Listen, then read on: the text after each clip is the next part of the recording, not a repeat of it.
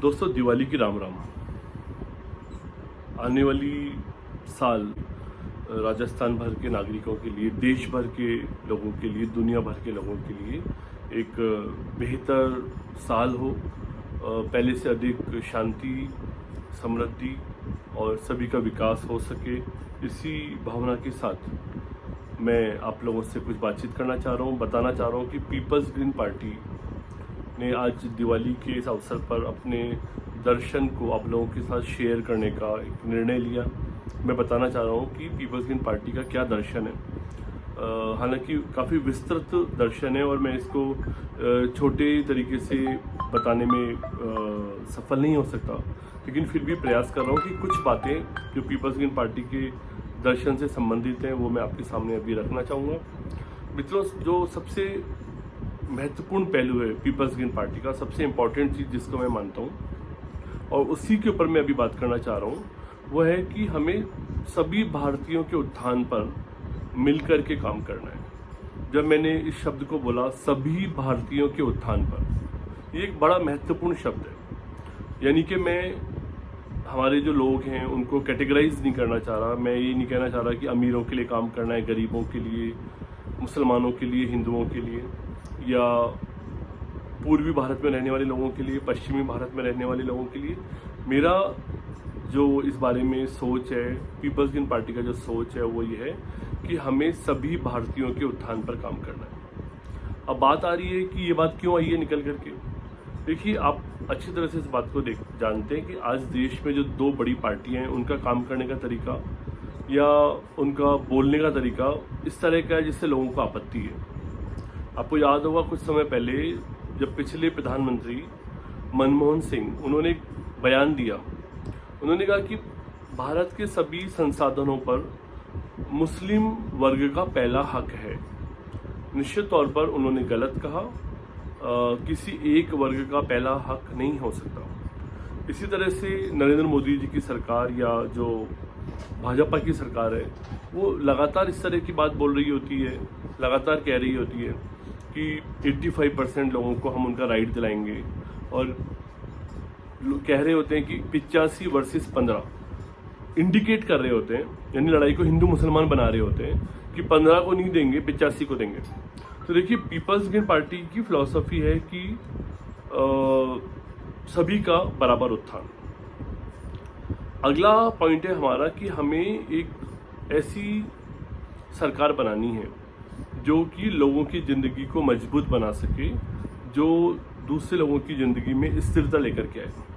आप देख रहे हैं कि सरकारें, खासतौर से राजस्थान की सरकार की बात करूं तो राजस्थान की सरकार खुद मजबूत बनने के लिए या खुद की स्थिरता के लिए पिछले 3.5-4 साल से संघर्ष कर रही है। वो चाहती है कि सरकार बची रहे, सरकार बनी रहे, जबकि हमारी जो फिलॉसफी है वो है कि लोग मजबूत बने। सरकार कमज़ोर हो जाए, सरकार गिर जाए, सरकार ख़त्म हो जाए, ये इतना महत्वपूर्ण नहीं है। कौन व्यक्ति मुख्यमंत्री रहेगा ये इम्पॉर्टेंट नहीं है। इम्पॉर्टेंट ये है कि जो राजस्थान की जनता है, जो प्रदेश की जनता है, जो देश की जनता है, वो मजबूत बन सके, वो उनकी ज़िंदगी में स्थिरता है, उनकी ज़िंदगी में जो डामाडोलपन है, उनकी ज़िंदगी में जो कठिनाइयाँ हैं, जो समस्याएं हैं, वो कम हो। ये हमारा लक्ष्य होना चाहिए। सरकार हमेशा सबको बराबर की नज़र से देखे। उसकी नज़र में ना कोई बड़ा होना चाहिए, ना कोई छोटा होना चाहिए, सब बराबर हो, एक पंक्ति में हर व्यक्ति बराबर नजर आए। यहाँ आप देखिएगा कि हमारी सरकार खुद ही अपने आप को वीआईपी बनाने में लगी रहती है। सरकार के जो आला अफसर हैं, मंत्री हैं, विधायक हैं, वो खुद को वीआईपी बोलते हैं कि हम तो वीआईपी हैं। जब वो खुद ही वीआईपी हैं तो वो कैसे लोगों को बराबरी की बात लेकर के आ सकते हैं। आप आज देखिए, राजस्थान में आज की तारीख में एक व्यक्ति, यानी हमारे मुख्यमंत्री अशोक गहलोत जी, उनके पोस्टर से पूरा राजस्थान का हर होर्डिंग, हर बोर्ड ढका हुआ है। यानी कि एक व्यक्ति की फोटो के अलावा किसी दूसरे व्यक्ति की फोटो भी टॉलरेट नहीं की जा सकती।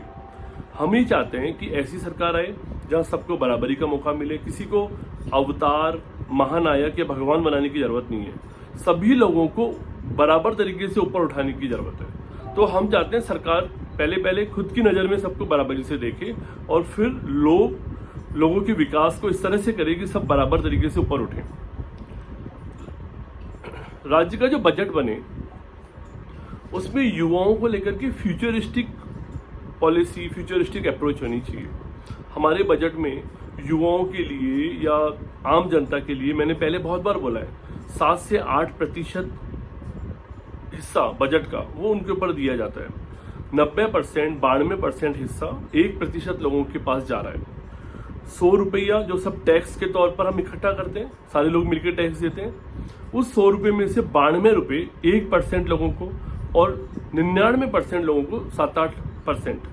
ये नहीं चल सकता। इससे युवा निराश हो रहे हैं, युवाओं में हताशा आ रही है।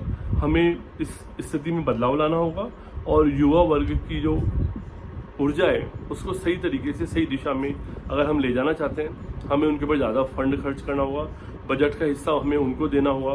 कम से कम इतने सालों के बाद आज़ादी के, आप देखिए 75 साल हुए। अब मैं चाहता हूँ कि राज्य के युवाओं को खास तौर से, क्योंकि हमारी पीपल्स ग्रीन पार्टी राजस्थान को प्रतिनिधित्व करती है, हम राज्य में काम कर रहे हैं, हम चाहते हैं कि राज्य के युवाओं को आर्थिक न्याय मिले।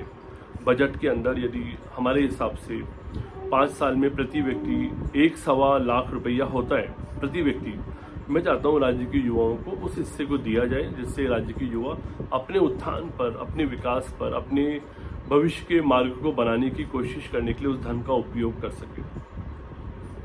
हाँ, हमारे समाज में, हमारे राष्ट्र में आधा तबका या आधे से बड़ा तबका अभी ऐसा है जो कंट्रीब्यूट नहीं कर पा रहा समाज के निर्माण में। वो खुद ही बहुत पीछे हैं, अशिक्षित हैं या अक्षम हैं। जैसे महिलाएं हैं बड़ी मात्रा में, किसान काफ़ी हार गया है, पिट गया है, दलित हैं, आदिवासी हैं, गरीब लोग हैं जिनके पास क्षमता कम है, भी आर्थिक क्षमताएं, हम उनको नहीं उठा पा रहे हैं। हमें लगता है कि अगर इन सब के लिए खास तरीके की योजना, खास तरीके का प्रयोजन सरकार लेकर के आए तो हम अपनी आर्थिक शक्ति को कई गुना कर सकते हैं। मतलब यहाँ सिर्फ उनका भला नहीं होगा यदि ये सारे लोग सिस्टम के अंदर आएंगे।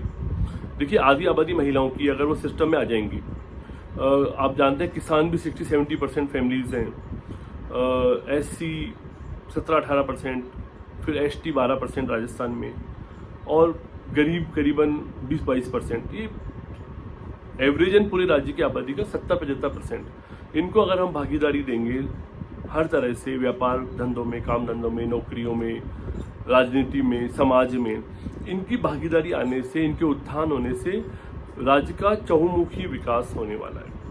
हमारा एक प्लान है, हमारा प्लान है कि हम एक आर्थिक श्रृंखला बनाना चाहते हैं। जो लोग ग्रेजुएट, पोस्ट ग्रेजुएट हैं वो जानते हैं जिस तरह से एक फूड चेन होती है, और फूड चेन में भोजन के बारे में बताया जाता है कि बड़ा जानवर छोटे जानवर को निगल जाता है, जैसे बड़ी मछलियाँ छोटी मछलियों को।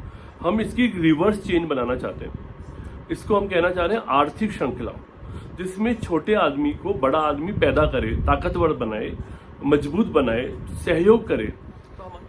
पीपल्स ग्रीन पार्टी का ये भी मानना है कि जो उद्यमी तबका है, जो अभी समाज में अग्रणी लोग हैं, हमें उनकी भी सहायता की ज़रूरत है। ऐसा नहीं है कि सिर्फ ये कह रहे हो कि पीछे वालों को उठाना है, आगे वालों को भी साथ साथ दौड़ाना है और तेज़ दौड़ाना है।